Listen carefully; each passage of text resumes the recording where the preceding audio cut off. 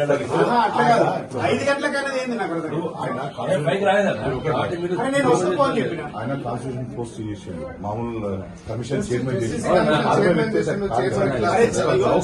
చట్టం మీద గౌరవం ఆయన ఆల్రెడీ జడ్జి కారణం చేసిండు ఆయన. నేను ఆల్రెడీ ఎస్సీ ఎస్టీ కమిషన్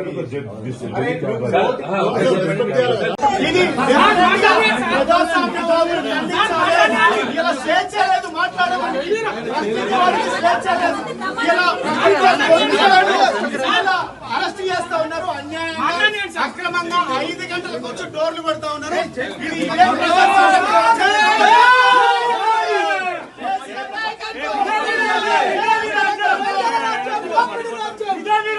ఇదే వ్యక్తులను అరెస్ట్ చేస్తా ఉన్నారు, నిర్బంధిస్తా ఉన్నారు. తెలంగాణ రాజులను గమనించారు. ఈ ప్రభుత్వం ఎన్ని కేసులు పెట్టినా, ఎంత దుర్మార్గంగా వ్యవహరించినా డెఫినెట్ గా ఈ ప్రభుత్వాన్ని ఎండగడతాం, ప్రశ్నిస్తాం. కేసులకు భయపడం. 14 సంవత్సరాలు ఉద్యమం చేసినాం. చేసిన చట్టమంలో నాకేందో తెలుసు.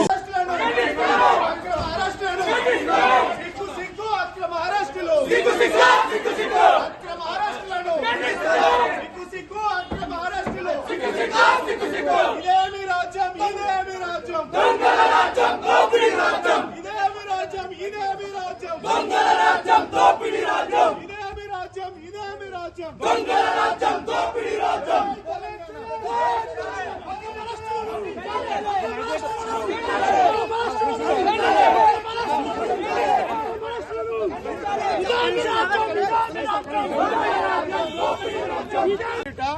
ఇలా కేసు ఎఫ్ఐఆర్ లో పేరుందో లేదో తెలియదు.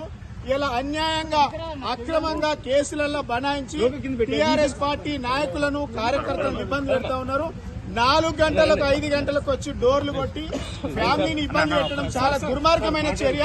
ప్రజాస్వామ్యం ఇస్తామని చెప్పినటువంటి ఈ కాంగ్రెస్ ప్రభుత్వం అప్రజాస్వామికంగా వ్యవహరిస్తా ఉన్నది. ఎస్సీ ఎస్టీ కమిషన్ చైర్మన్ చేసిన చట్టం అంటే ఏందో తెలుసు.